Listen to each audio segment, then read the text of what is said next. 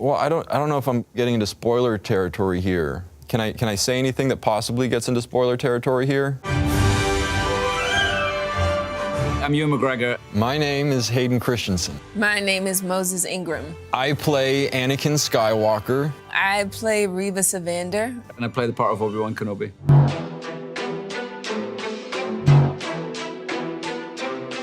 Jedi Knight, never a Jedi Master, turned Darth Vader, Lord of the Sith. I am an Inquisitor.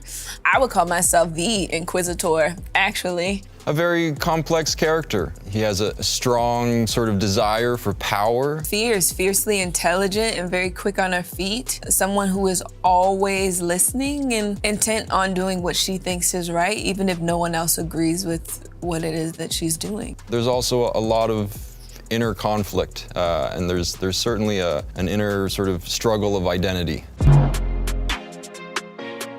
I was living in Vancouver at the time. I was renting an apartment with a good friend of mine. He knew that I was up for this role and I was gonna be finding out soon. I got the phone call when I was still in bed, actually.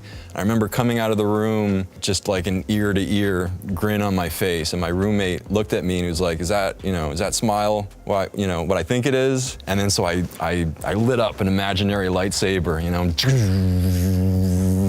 and immediately he got it. And then he ran over to his record player and he had a Star Wars soundtrack, and he put the Star Wars soundtrack on, and then he lit up his imaginary lightsaber, and we had a whole lightsaber battle as we were laughing and jumping all over the couch and apartment, and it was a very exciting time for me. Yeah, it was an amazing time. I mean, I'd been working with Danny Boyle, and I did a film with Greenaway, and I'd done a certain amount of work in Britain, and I very much felt like I was in a moment in British cinema, and Star Wars was definitely in a different lane. I did a lot of thinking about it, a lot of research, a lot of speaking to people I knew and trusted about their opinion about it, whether it was the right thing to do or not. And then the closer I got to being cast as Obi-Wan, the more I wanted to do it. I was such a great fan of the original films as a child, and I felt like I just wanted to be part of that. If I could be part of that, then I would want to do that. I don't think I said anything, actually. It was like one intense, really long week of auditioning, and then we got to that final Zoom, and I thought I was gonna have to do something else, and Deb told me I had the job, and honestly, I think I probably was like,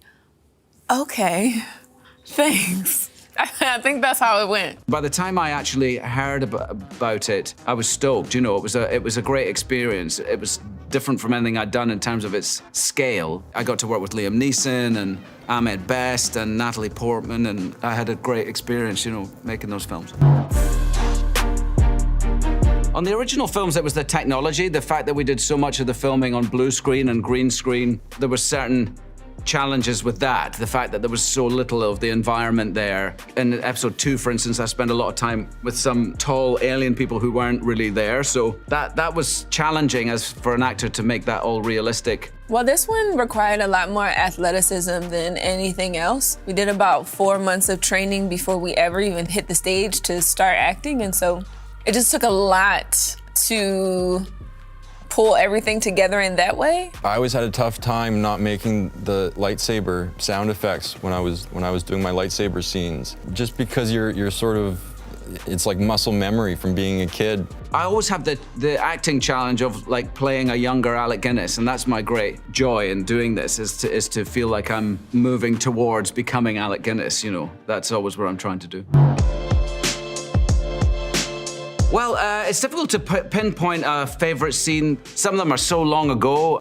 It's really hard to pick just one. There were a number of scenes that were very memorable. Working with Hayden again was a great pleasure. To be coming back with him after so long, since 17 years after we finished episode 3, was great. The first scene that we shot on the very first day, it was stepping off of our ship, and I remember thinking to myself, oh my God, this is huge. And there were like air cannons and so many people. And I think my first thought was, don't mess this up. Don't mess this up. At the end of episode 3, when the Darth Vader helmet comes down and he's officially encapsulated in the suit, that for me was a very big moment. And I remember that very well. Our costume designer, Sudarat, did such an amazing job building that costume. It sort of just lends itself to making you stand in a certain way. I felt bold and I felt strong and I felt like the leader that Reva is. At the time, it felt like sort of completion for my journey with the character. You know, I was playing Anakin, and then when he becomes Darth Vader, that's sort of, right? But now I've gotten to come back and continue my journey with the character. But at the time, it signified that my job was done.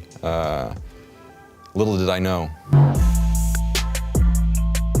Probably the biggest thing is that it already has millions of fans. And I think the thing that's daunting is that whether people like it or not, I'm absolutely gonna hear about it, and that's scary. I don't know that it's changed my view of Star Wars and this character as much as it's just sort of further informed the story and these characters. And that was kind of what was really appealing about it for me, was that we were given the opportunity to sort of flesh these characters out just a little bit more. It's also super exciting to be joining a project in which I don't have the same things to live up to as Ewan and Hayden do. I am coming in as somebody who's never been here before, and so nobody is looking for me to be something specific, and I sort of have free reign to be who I think Reva is. Getting to come back and play Darth Vader, and this sort of the notion that we were going to get a glimpse into the experience of being Darth Vader, I thought that had a tremendous amount of value. So it's really just been about further informing these characters, I felt has been sort of very satisfying. You know, I wasn't a big fan of Star Wars before this. I knew like the cultural pinpoints like Vader, Luke, I am your father, Obi-Wan, those things. But I think what I've appreciated is the depth of the world that George Lucas built and the escapism it provides so many people and provides myself now. I've been very, very happy to join the universe. The volume is just an amazing bit of technology. The approach to working in the volume is much different than filming in front of a blue screen or a green screen. I never had to pretend or imagine where I was. Ewan and Hayden sort of were used to like green screens and tennis balls. I feel really blessed that I could just walk in and be in whatever environment I was in. You're totally surrounded by it. And it's incredible. You step into the volume and you're in Star Wars. You can never really see sort of where it ends because it's so vast. I think that was probably one of my favorite things about working on the series. It's quite the experience. If I could meet one Star Wars creature, who would it be? Well, I'd like to meet Jar Jar again. I guess I'm gonna go with Yoda, just to see if I could get some of his wisdom. Maybe some of his knowledge might rub off on me. I loved working with Ahmed Best, who played Jar Jar Binks. Maybe we could bring him back.